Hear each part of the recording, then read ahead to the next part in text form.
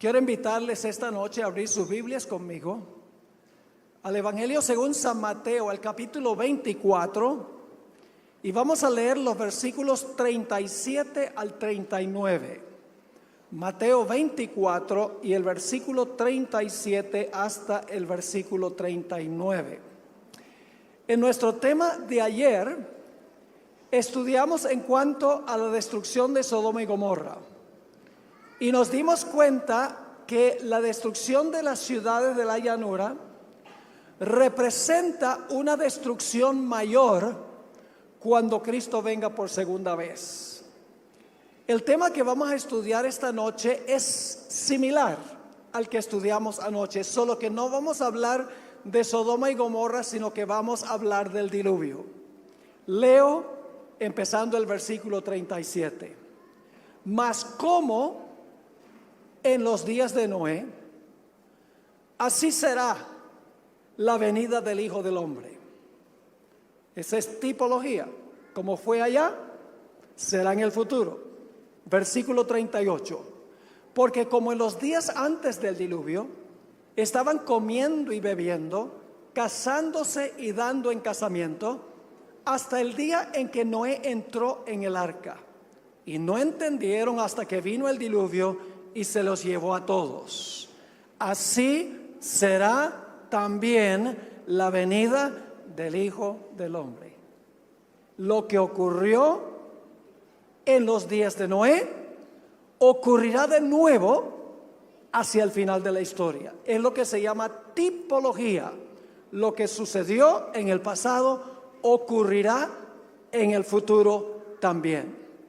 Ahora, para entender lo que vamos a estudiar, tenemos que regresar al libro de Génesis, porque allí es que se relata la historia del diluvio a la cual se refirió el Señor Jesús. Así que regresemos a Génesis, el capítulo 6, y estudiemos primero lo que ocurrió en el pasado y luego vamos a analizar algunos aspectos en cuanto a lo que va a ocurrir en el futuro. Vamos a leer Génesis 6 y el versículo 5, y después de eso vamos a leer los versículos 11 y 12. Dice allí: y vio Jehová que la maldad de los hombres era mucha en la tierra, y que todo designio de los pensamientos del corazón de ellos era de continuo solamente el mal. Parecido a Sodoma y Gomorra, ¿verdad? Según notamos en nuestro estudio de ayer, fíjense las expresiones. La maldad era mucha. Todo designio de los pensamientos del corazón de ellos era de continuo solamente el mal. Ahora es importante notar que los pensamientos eran inicuos, según dice aquí. Pero el pensar mal lleva a actuar mal. Y por eso en los versículos 11 y 12 encontramos el fruto de los malos pensamientos que tenían los antediluvianos. Dice allí en el versículo 11: y se corrompió la tierra delante de Dios, y estaba la tierra llena de violencia.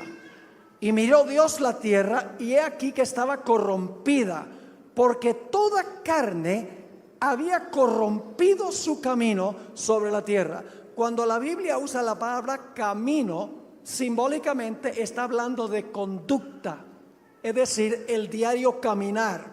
Así que aquí dice: se corrompió la tierra delante de Dios, llena de violencia, estaba corrompida, repite de nuevo, toda carne había corrompido su camino o su conducta sobre la tierra. Ahora, la pregunta clave es: ¿cómo es que el mundo pudo llegar a esta condición en solo aproximadamente 1500 años desde la creación, cuando Dios creó un mundo absolutamente perfecto? Para contestar esta pregunta necesitamos ir a los dos capítulos que aparecen antes del capítulo 6. En el capítulo 4 de Génesis encontramos la genealogía de Caín. es decir, la lista de descendientes de Caín.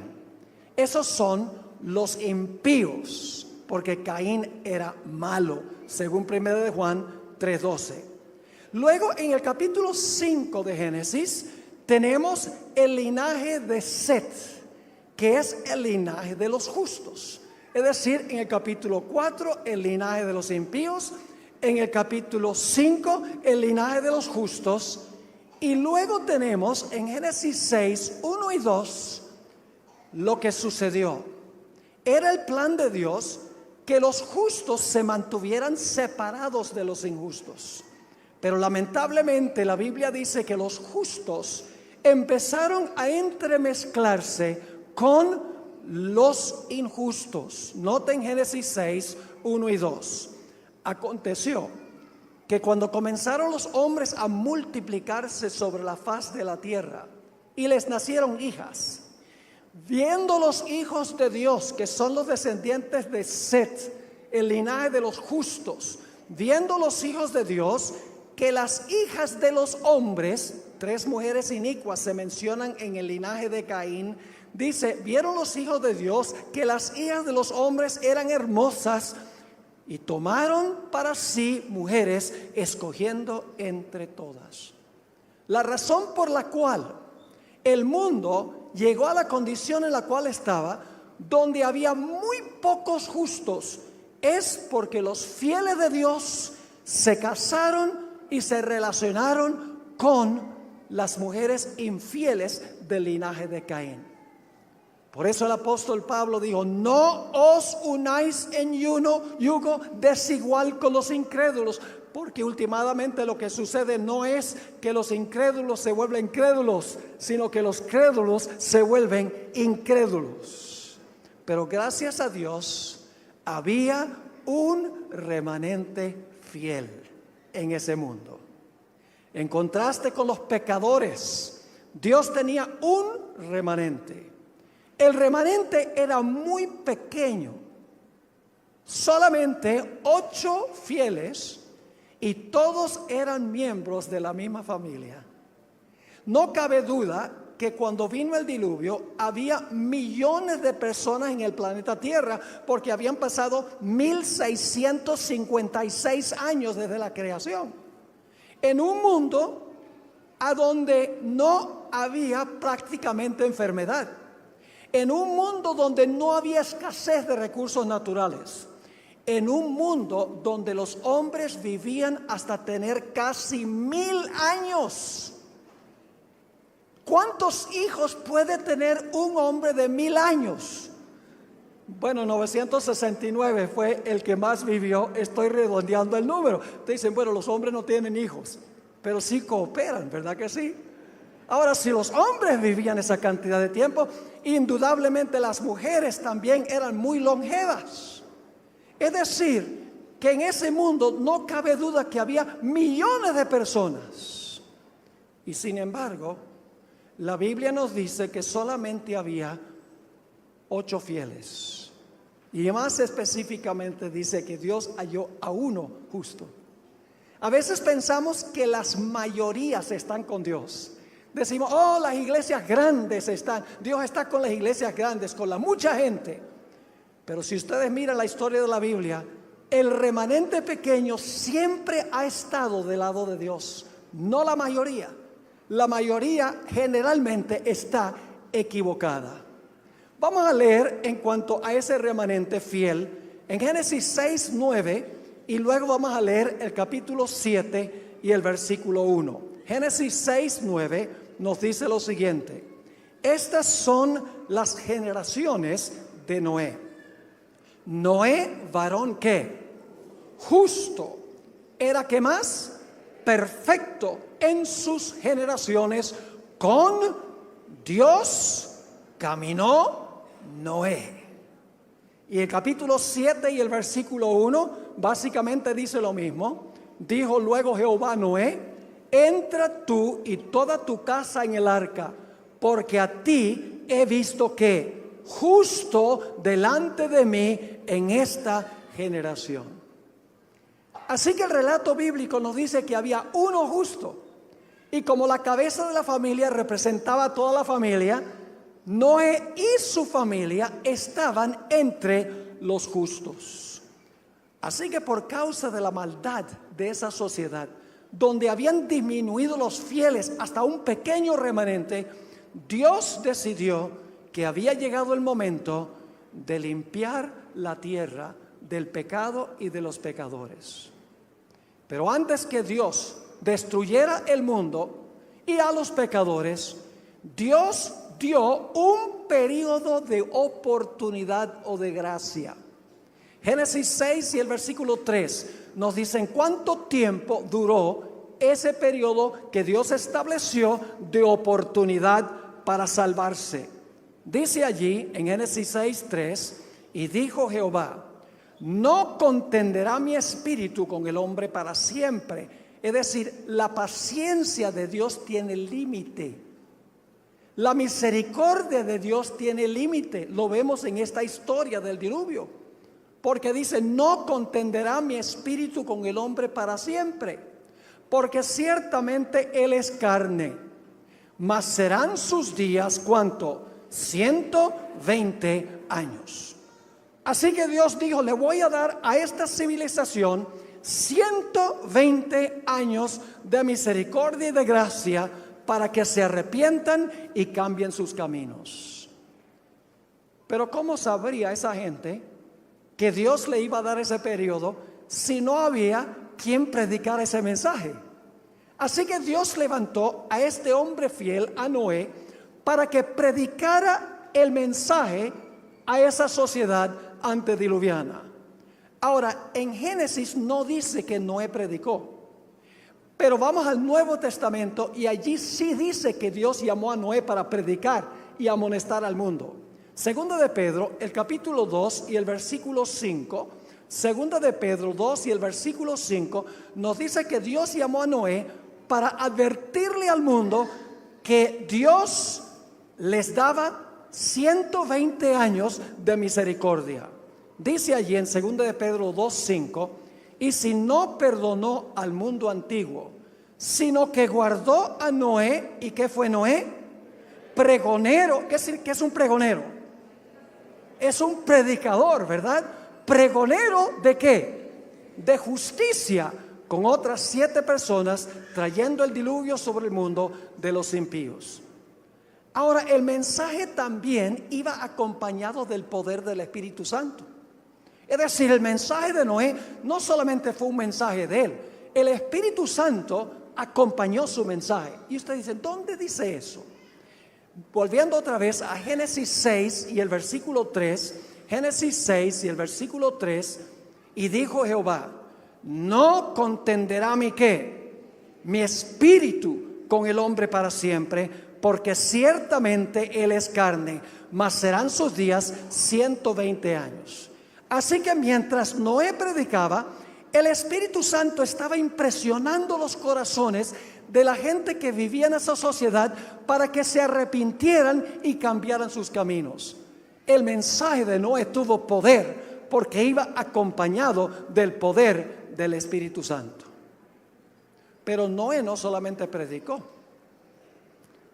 No solamente predicó, sino que también construyó un arca. Mostró su fe por sus obras. Noten lo que dice en Hebreos 11 y el versículo 7.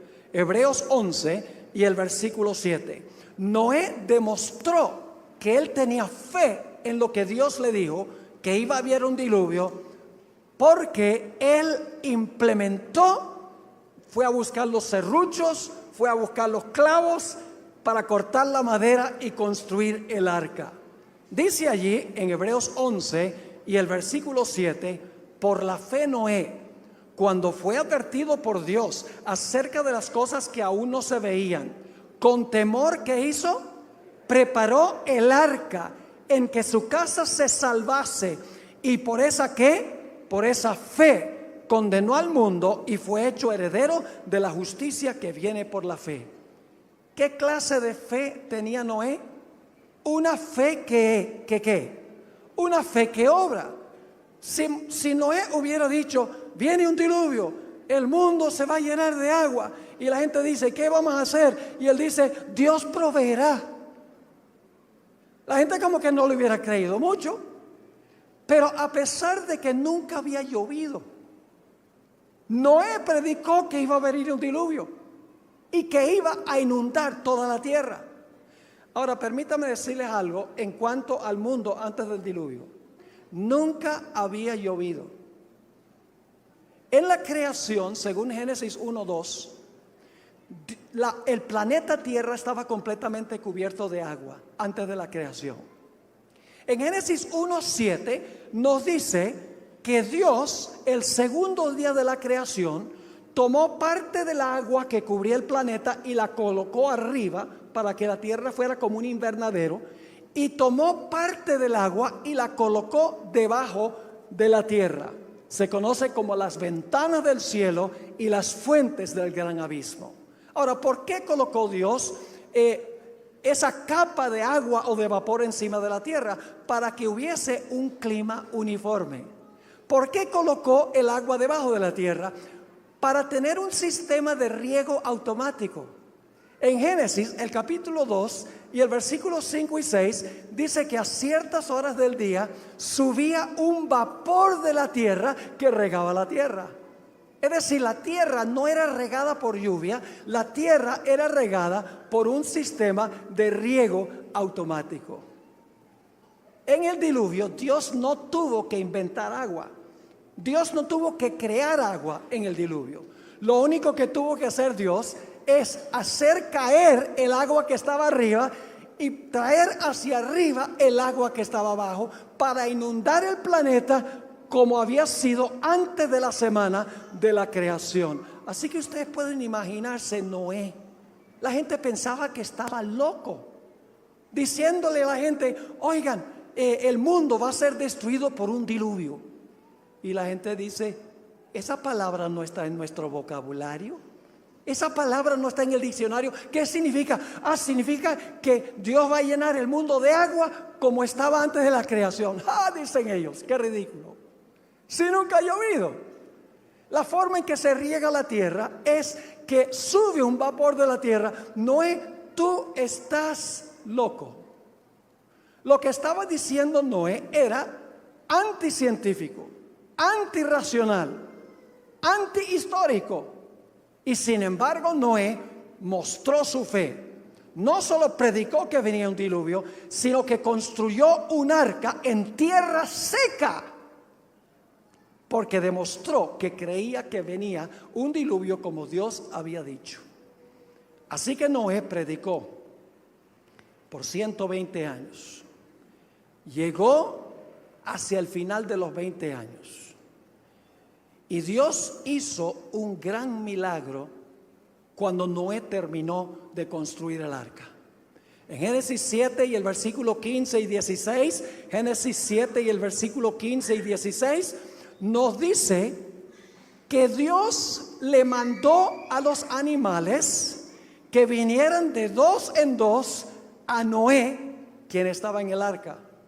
La versión de Hollywood no funciona. En la versión de Hollywood, los hijos de Noé tienen sogas en los animales y están arrastrando a los animales para meterlos en el arca. Pero noten lo que dice la Biblia en cuanto a los animales. Dice en el versículo 15, vinieron pues con Noé al arca, de dos en dos, de toda carne en que había espíritu de vida. Y los que vinieron, macho y hembra, de toda carne, vinieron como le había mandado Dios. Imagínense, los animales obedecieron a Dios y los seres humanos no. Es decir, la conciencia del hombre estaba completamente cauterizada.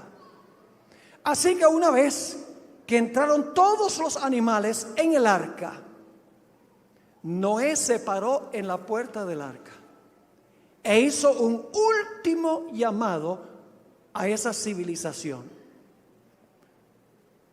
Predicó, por así decirlo, su último sermón. ¿Y cuántos aceptaron el mensaje? Nadie.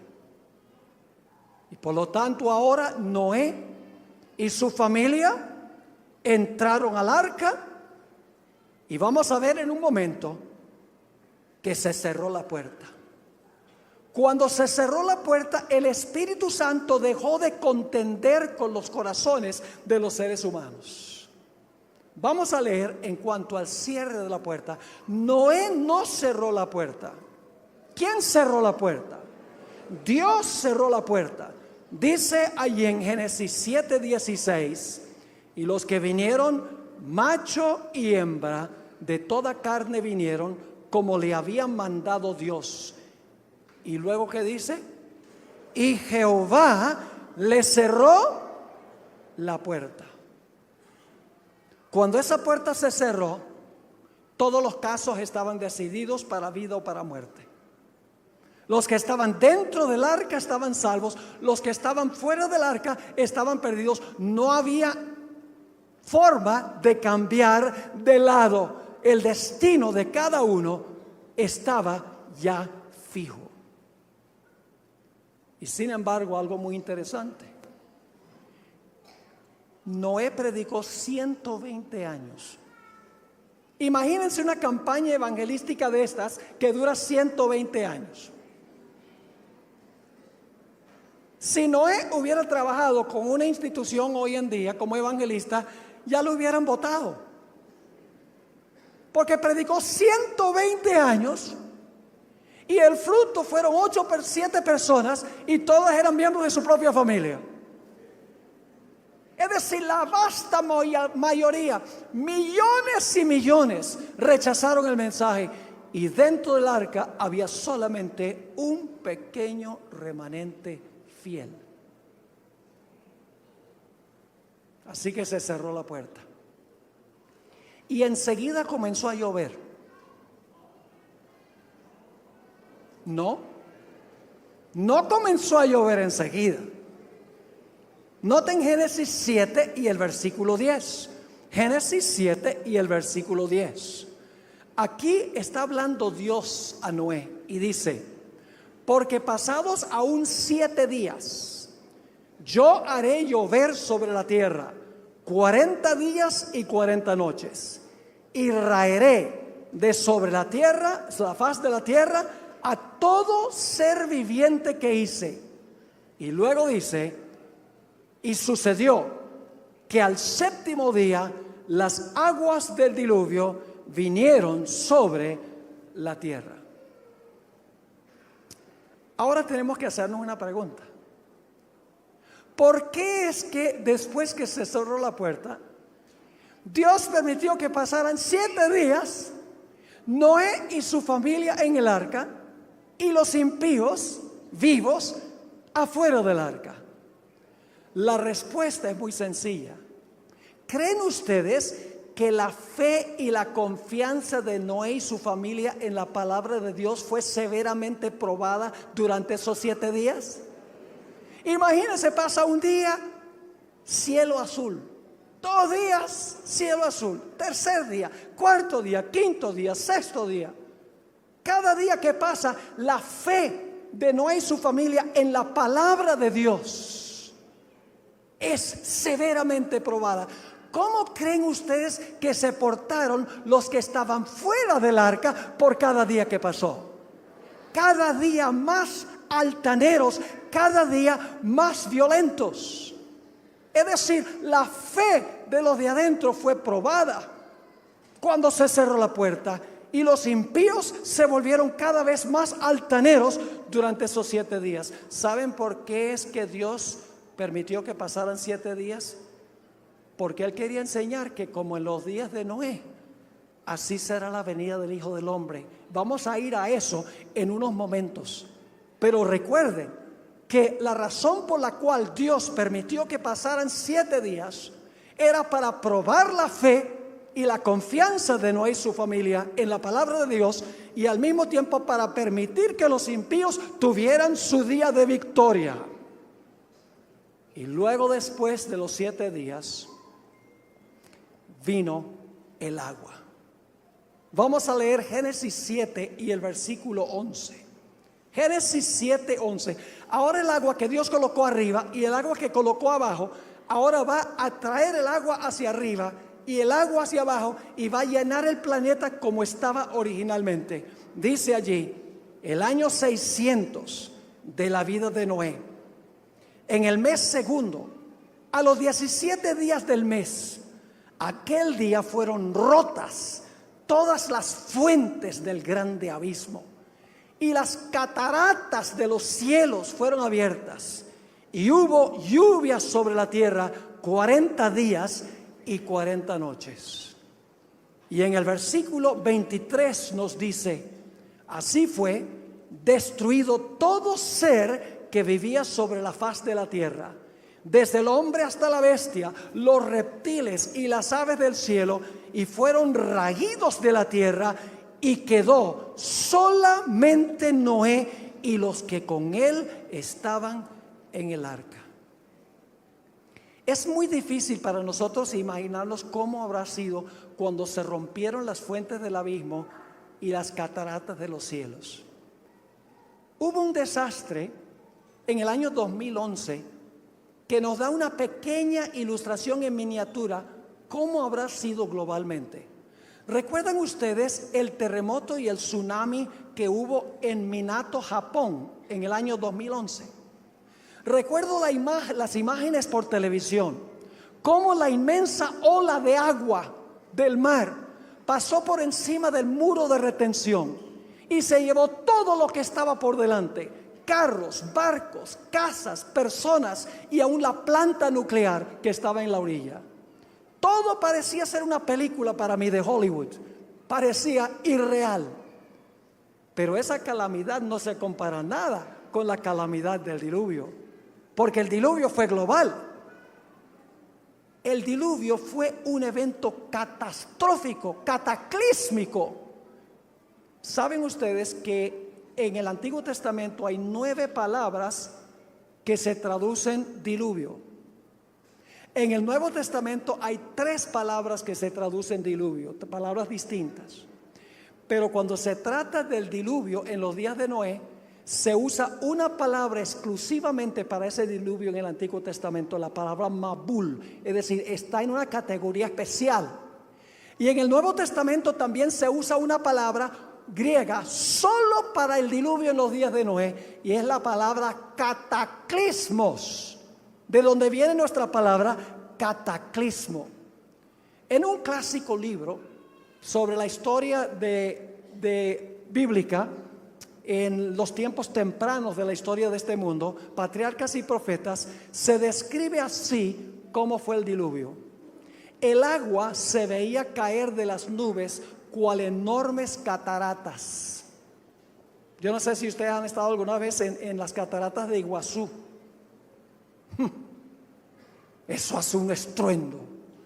Imagínense 1.000.000 de Iguazús y todavía no alcanza a llegar a lo que fue eso. Así que dice, el agua se veía caer de las nubes cual enormes cataratas. Los ríos se salieron de madre e inundaron los valles. Torrentes de aguas brotaban de la tierra con fuerza indescriptible, arrojando al aire a centenares de pies. La persona que está escribiendo en inglés, a centenares de pies, macizas rocas que al caer se sepultaban profundamente en el suelo, como el peñol. Sigue diciendo, a medida que la violencia de la tempestad aumentaba, árboles, edificios, rocas y tierra eran lanzados en todas direcciones. El terror de los hombres y los animales era indescriptible.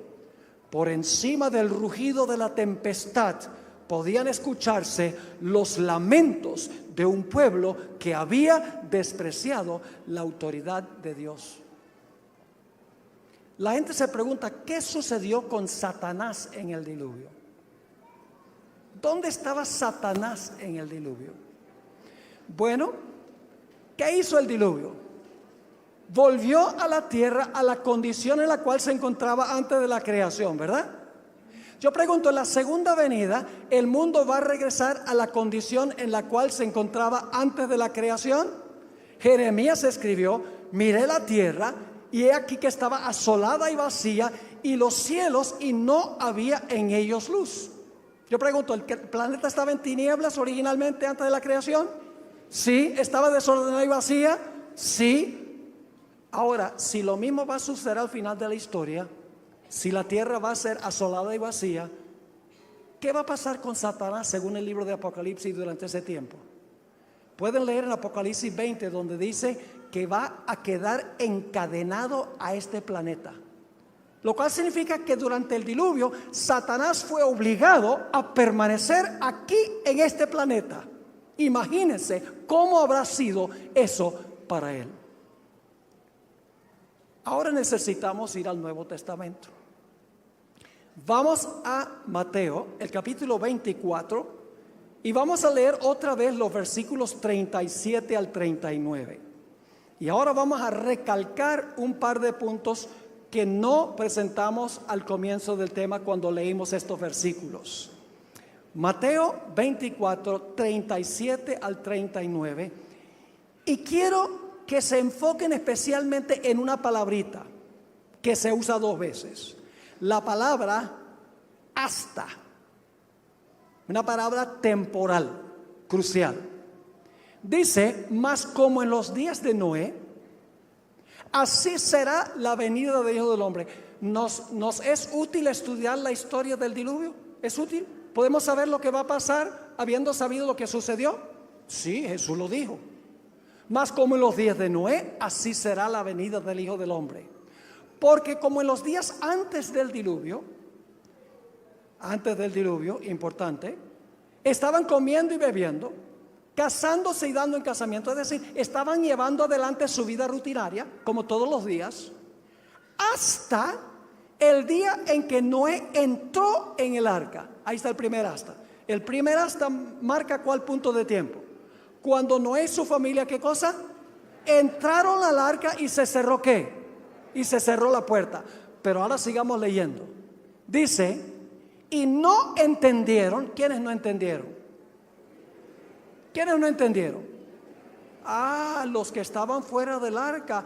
¿Qué no entendieron? No entendieron hasta que vino el diluvio y se los llevó a todos. ¿Qué no entendieron los que estaban fuera del arca hasta que vino el diluvio? No entendieron que estaban ¿qué? Perdidos. Jesús está diciendo aquí que en relación con su segunda venida, la puerta se va a cerrar, luego va a haber un periodo y entonces viene la destrucción. Sí, porque al final del versículo Jesús dijo, así será ¿qué? Será también la venida del Hijo del Hombre. Es decir, la puerta de la gracia para el mundo se va a cerrar antes de la destrucción. Y durante un periodo de tiempo, los seres humanos no van a saber que están perdidos. ¿Cuándo es que se van a dar cuenta que están perdidos? Cuando el Señor Jesucristo venga y venga la destrucción. Ahora, Jesús dio una ilustración de cómo va a ser esto. Jesús dijo que Él va a venir como ladrón. Ahora, no se preocupen que Jesús no es ningún ladrón. Jesús está tratando de recalcar un punto muy importante. Él dice, yo vengo como ladrón. Y mucha gente cree, bueno, esa es la segunda venida de Jesús. Pero en realidad no. Y ustedes dicen, ¿cómo es eso? Bueno, vamos a pensar de la venida de un ladrón. Es el mes de diciembre, donde hace frío aquí en Medellín. ¿Verdad que sí? Un poco más frío en diciembre. A pesar del cambio climático, ¿verdad? Un poquito menos. Está soplando el viento. Han trabajado todo el día. Llegan a la casa después de trabajar todo el día cansados. Se comen la sopita. Y luego después de comer, a comida liviana, se sientan en la silla más cómoda que tienen a ver las noticias y se empiezan a dormir. Dice, yo me voy a ir a acostar. Y la persona va y se acuesta.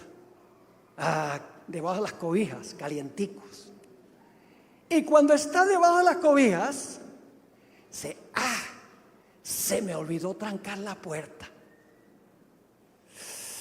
Esto está tan calientico y tan cómodo aquí. Me da guayabo salirme de aquí.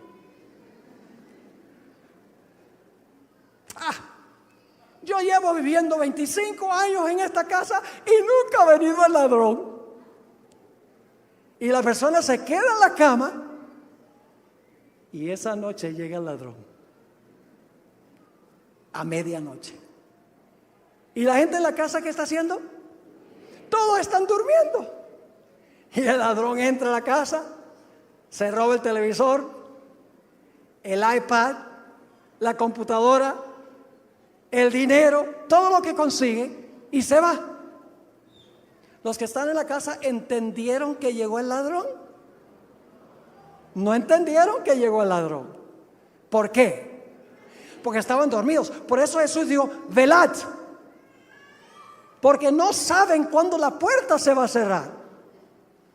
¿Cuándo es que la familia descubre que el ladrón vino? Descubren que el ladrón vino por la mañana cuando se despiertan, pero ya es demasiado tarde. ¿Están entendiendo lo que está diciendo Jesús? Es decir, la puerta de la gracia es la llegada del ladrón. Como se cerró la puerta antes del diluvio, se va a cerrar la puerta de la gracia para el mundo. Así como la fe de Noé y su familia fue severamente probada en una tribulación, de la misma manera el pueblo de Dios en la tierra pasará por lo que Jesús llamó como la gran tribulación. Y así como los impíos se volvieron cada vez más altaneros contra Noé y su familia, de la misma manera los impíos se van a volver altaneros contra el pueblo de Dios. No sabiendo los impíos que están perdidos, sino hasta que venga la destrucción. Ahora quiero compartir con ustedes un ejemplo que ustedes van a entender, no los súper jóvenes, sino los que estaban vivos en noviembre de 1985 y habían alcanzado la edad de la razón. Yo pregunto, ¿será posible que se va a cerrar la puerta de la gracia de la tierra, en la tierra y va a tomar a la gente por sorpresa? ¿Ustedes creen que va a tomar a la mayoría de la gente por sorpresa? Sí. Ahora escuchen. El miércoles 13 de noviembre de 1985, la ciudad de Armero quedó completamente sepultada, como ustedes saben, por una avalancha de barro causada por la erupción del volcán Nevado del Ruiz. Los habitantes de la ciudad, yo he visitado ese lugar y he hablado con personas que viven allí ahora. Los habitantes de la ciudad estaban confiados de que si hubiese una erupción del volcán, el barro seguiría el cauce del río que se mueve hacia el occidente de la ciudad. Pero no contaban con que una gigantesca piedra iba a desviar el cauce del río hacia la ciudad de Armero. En esa sola noche perecieron 22,000 personas. La pregunta clave es esta: ¿podría haberse evitado esta trágica pérdida de vidas? ¿Acaso no había señales de un desastre inminente? La respuesta es que sí hubo abundantes señales. ¿Por qué entonces la gente fue tomada por sorpresa si había señales? El día después del desastre, en el periódico El Espectador, apareció un artículo escrito por Rodolfo Rodríguez Calderón y el título del artículo era "Un desastre anunciado".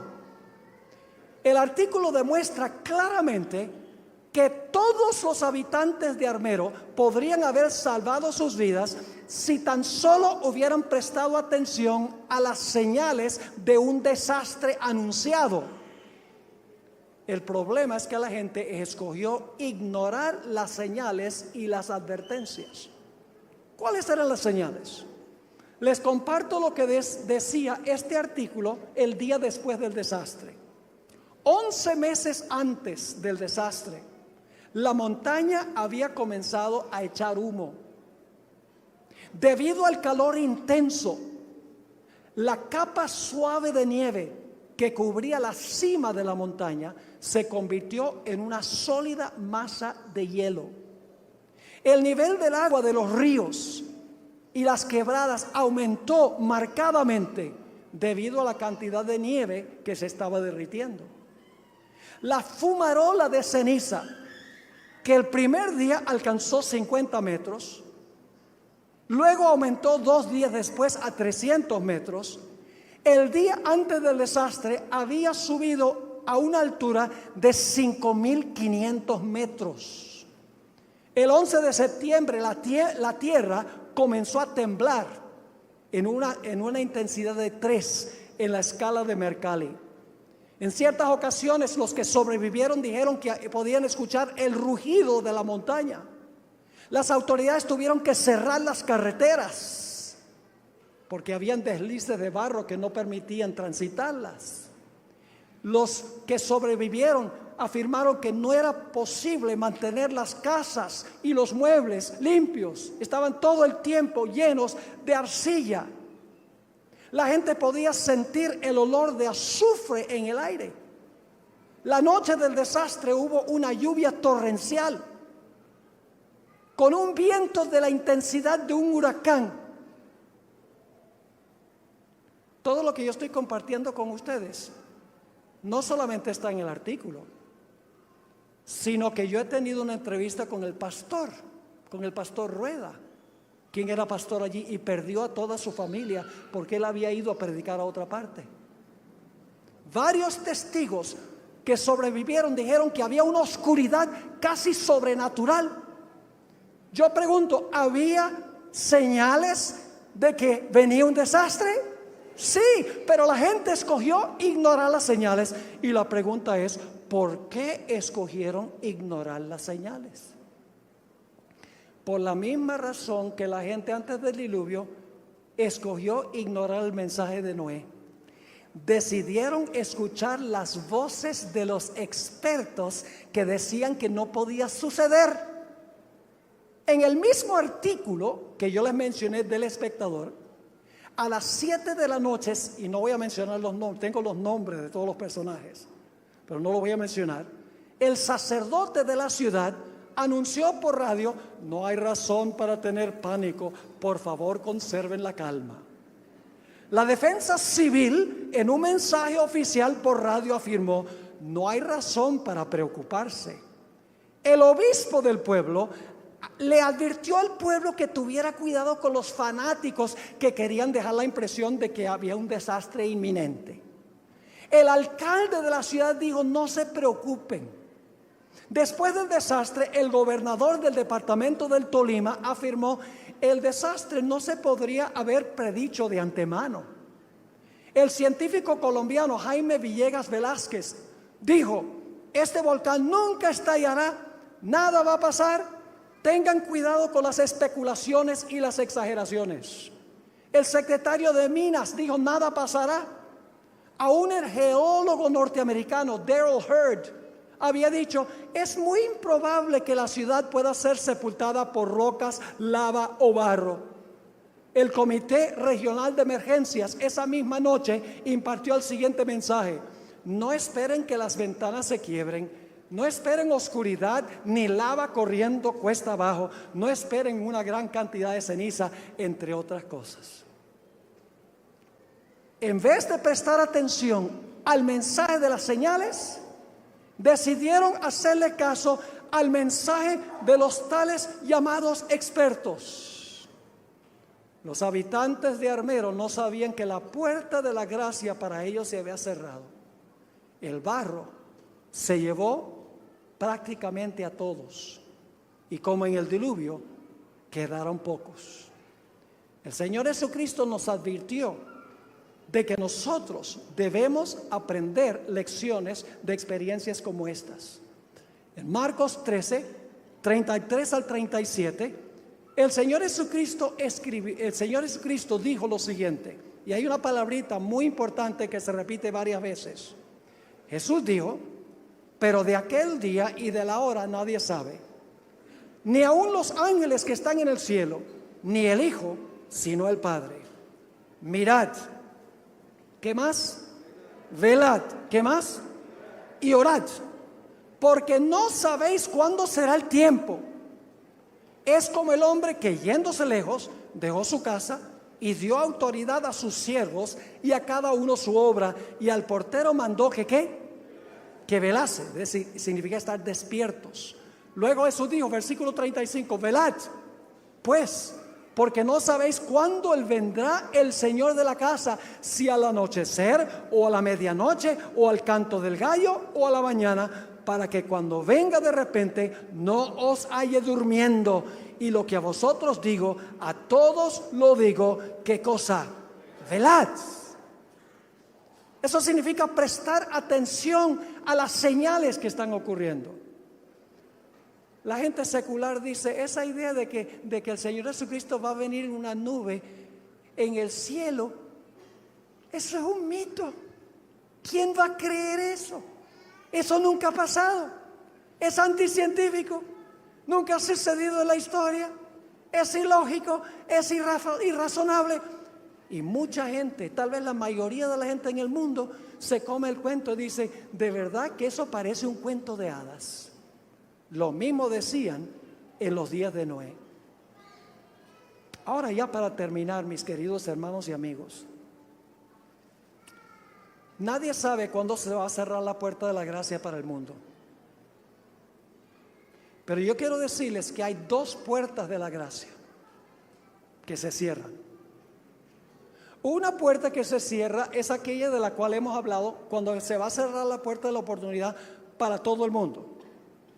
Cuando ya se ha predicado el Evangelio con el poder del Espíritu Santo, el pequeño remanente ha aceptado el mensaje, la vasta mayoría lo ha rechazado, y entonces llega el momento cuando todos han tomado su decisión, que se va a cerrar la puerta de la gracia para todo el mundo.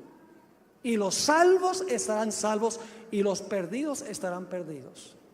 Pero hay otra puerta de la gracia. Es un cierre de la puerta individual de la gracia. Escuchen bien. Si yo llegase a morir esta noche, mi puerta de la gracia se cerró. Así que si yo no llego al cierre de la gracia para el mundo, pero llegase a morir esta noche, mi puerta de la oportunidad se cerró. En Hebreos 9:27 dice algo muy interesante.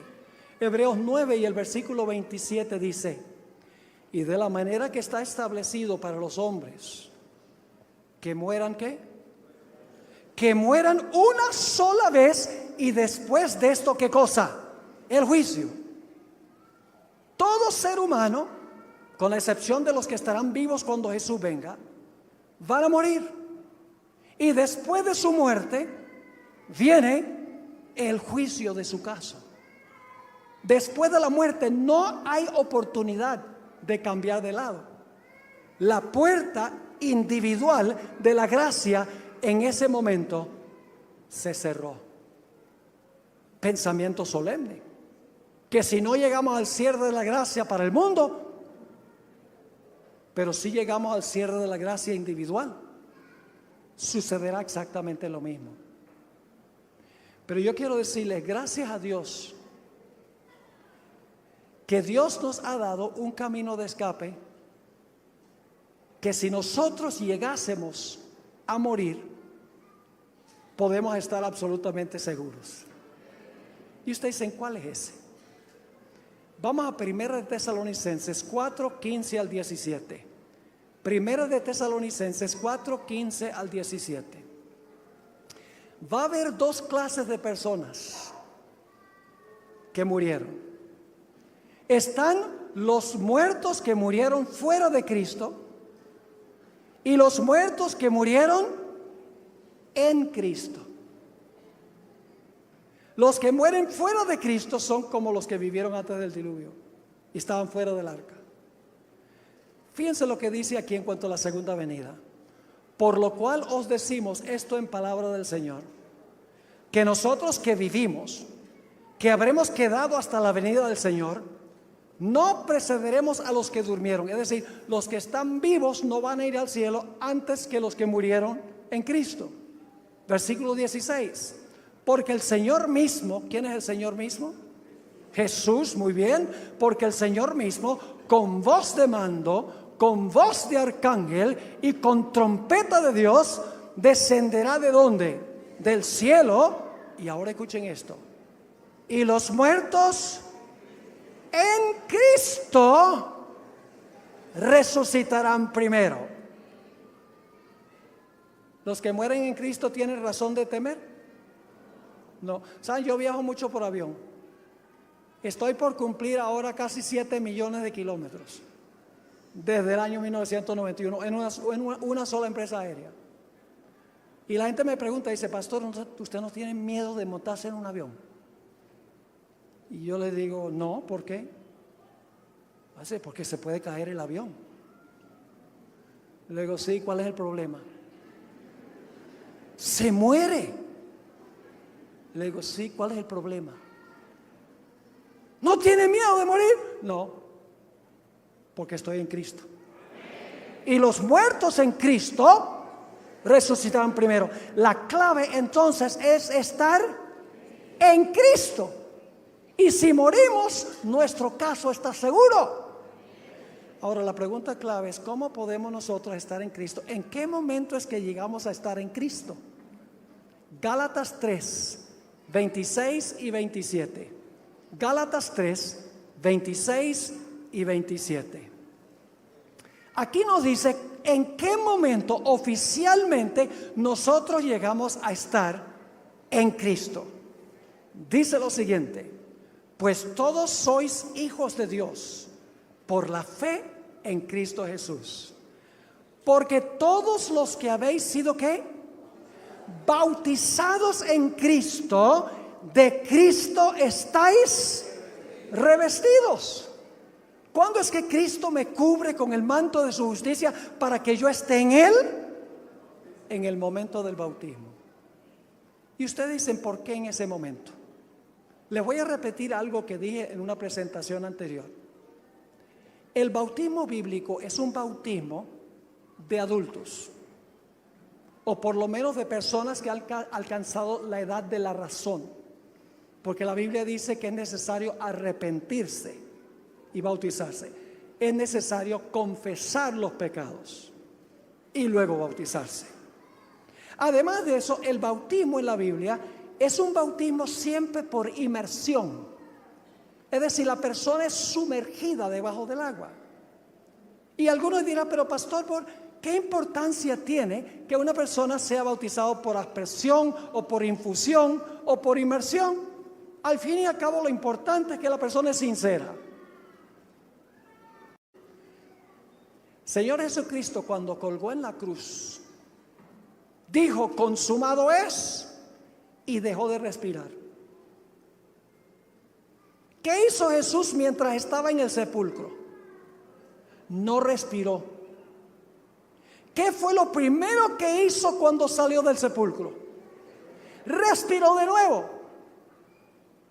Murió, fue sepultado y resucitó. Ahora escuchen bien. Cuando una persona se bautiza por inmersión, sumergido debajo del agua, en miniatura está repitiendo la experiencia de Jesús.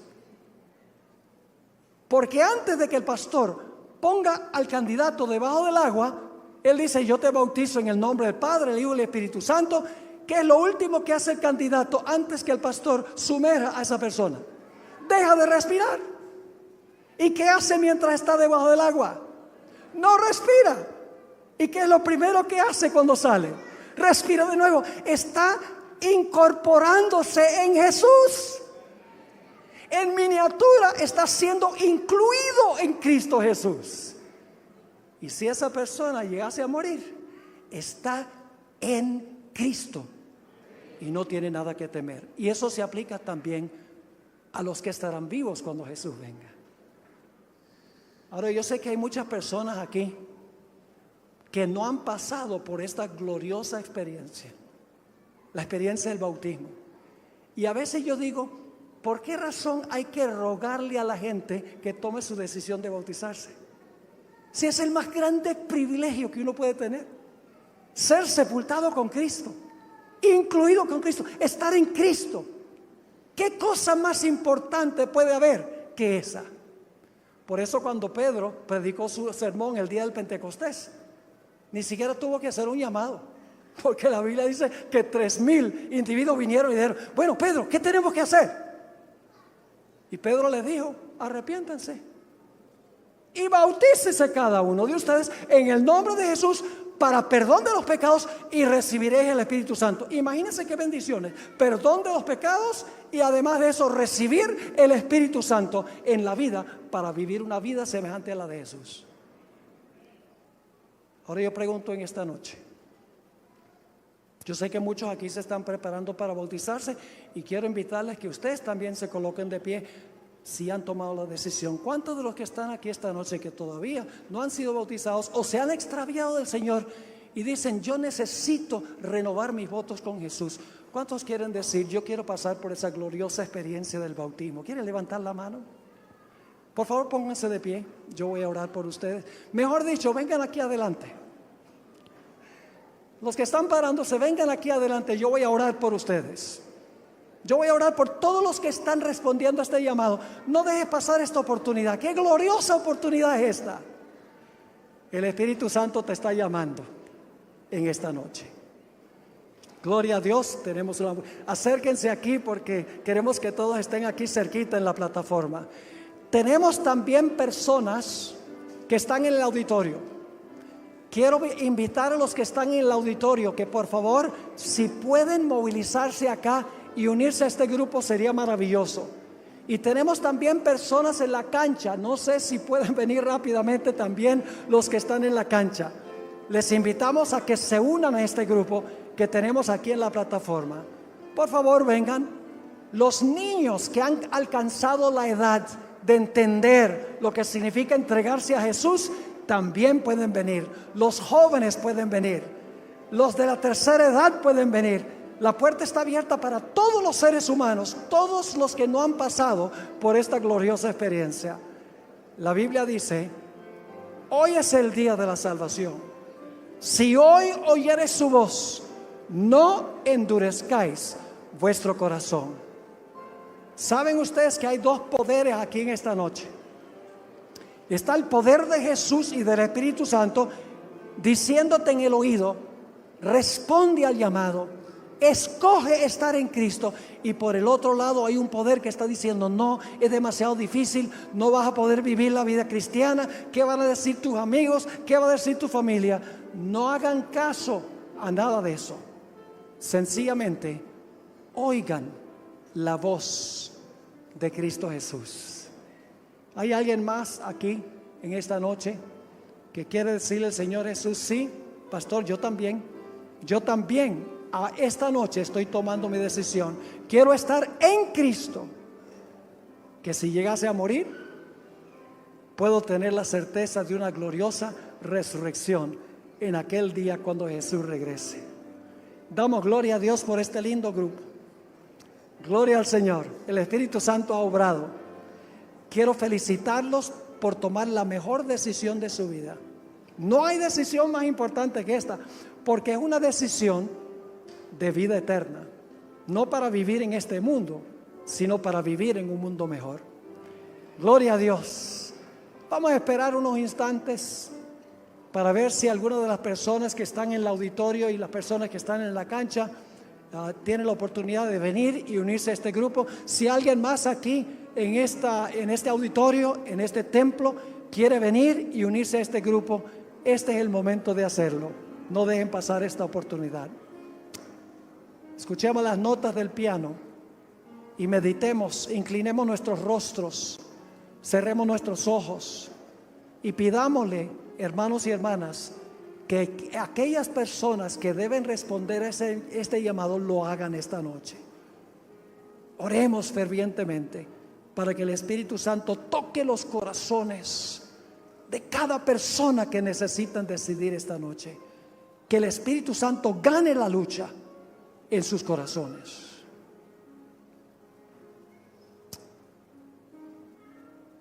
Bien. Vamos ahora a tener una oración.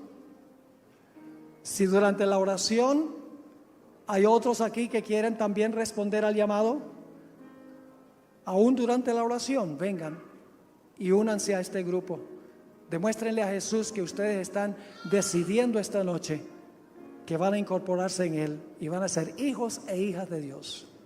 Oremos. Nuestro Padre, nuestro Dios, te damos gracias por llamarnos de tinieblas a tu luz admirable. Te damos gracias porque nos has dado un camino de salvación. Gracias porque no nos dejaste en este mundo para perecer, sino que enviaste a Cristo Jesús para vivir una vida perfecta, para cargar nuestros pecados, para que nosotros podamos ser aceptos en el amado. Te doy gracias, Padre, por este grupo de personas que han respondido. También tenemos personas que están viendo a través del internet. Te ruego, Señor, que tú les ayudes a entrar a la página para que ellos también expresen su deseo de bautizarse y de entregarse a Jesús.